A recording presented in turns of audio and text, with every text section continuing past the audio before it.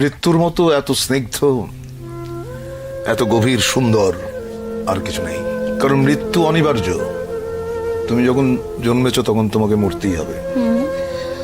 এইটা যদি তোমার মাথায় থাকে, তুমি পাপ করতে পারবে না, 1 নম্বর। 2 নম্বর হচ্ছে যে যেটা যেটা অনিবার্য তাকে ভালোবাসাটাই শ্রেয়। তাকে যদি ভয় পাও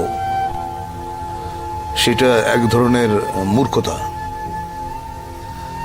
কারণ তুমি জ্ঞানী, তুমি শিক্ষিত, তুমি মৃত্যুকে কেন ভয় পাবে? মৃত্যুকে আলিঙ্গন করো, গ্রহণ করো, বরণ করে নাও, তাহলেই দেখবে জীবন অনেক সুন্দর।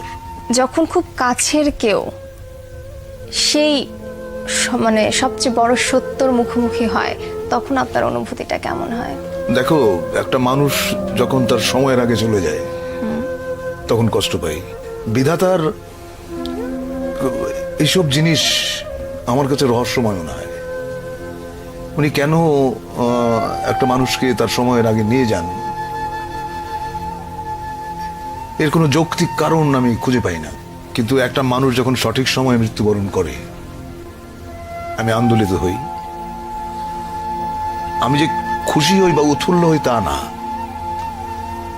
আমি সেটাকে শ্রদ্ধার সঙ্গে দেখি এবং সেটাই সম্ভবত বাঞ্ছনীয়। এমনও তো হয় যে একজন মানুষ 80 বছর হলেও সে তরুণ, তো সেই মানুষটার জন্য সঠিক সময় তাহলে কি আবার 25-এও বৃদ্ধ হয়ে যায়? না, দেখো, মানুষ কখনো বৃদ্ধ হয় না।